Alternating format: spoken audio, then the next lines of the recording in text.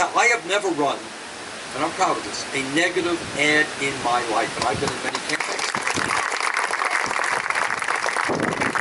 The reason, first of all, I don't think the people of Vermont want to see these negative ads. They don't believe these negative ads.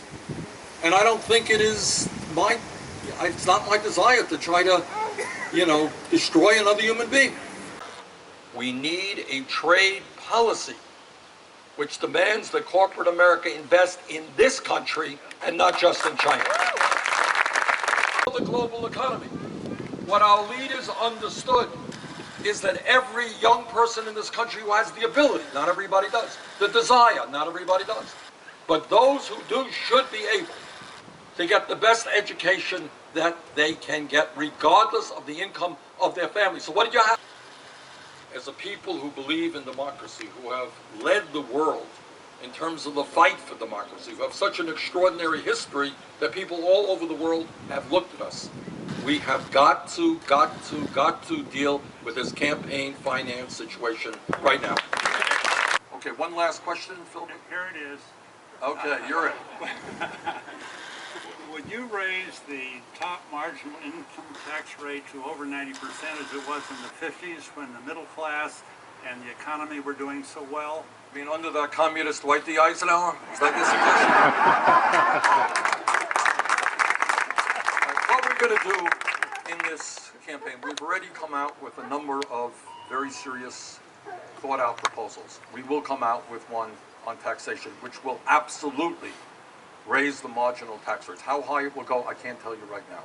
What I can tell you is that we have already introduced legislation in the Congress to do away with this huge loophole that allows corporate America to stash their profits in the Cayman Islands and elsewhere. And that will bring in $110 billion a year more.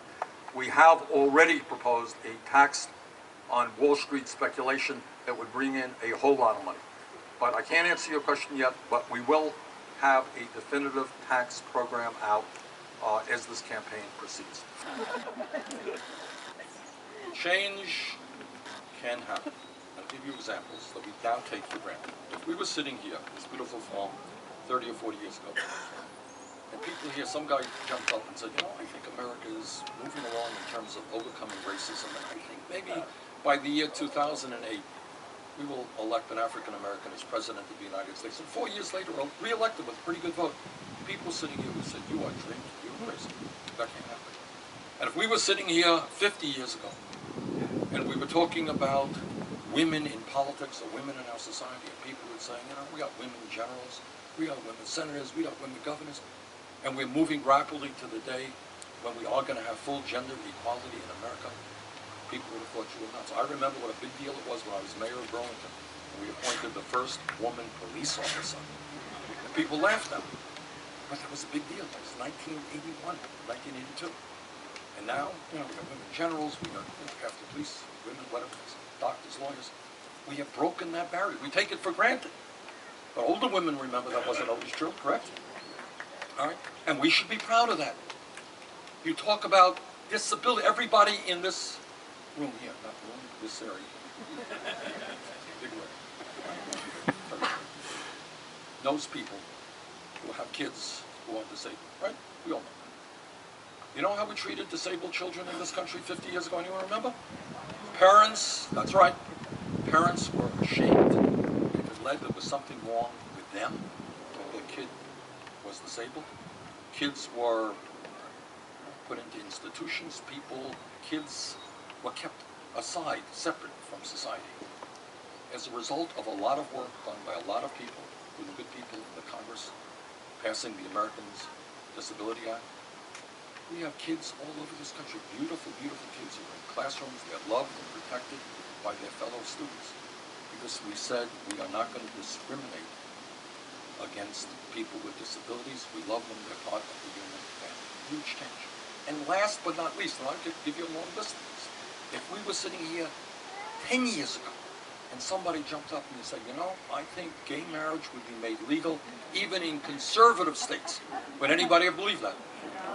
But you go out to the young people all over this country, I go to a lot of Vermont high schools, it's no longer an issue. You say, do you support gay marriage? Shrug their shoulders and say, excuse me, what are you talking about? What's the issue? okay? And our Republican colleagues understand that. And that's why they are retreating from their homophobic efforts. Okay? Now, sure, that is true. So what's my point?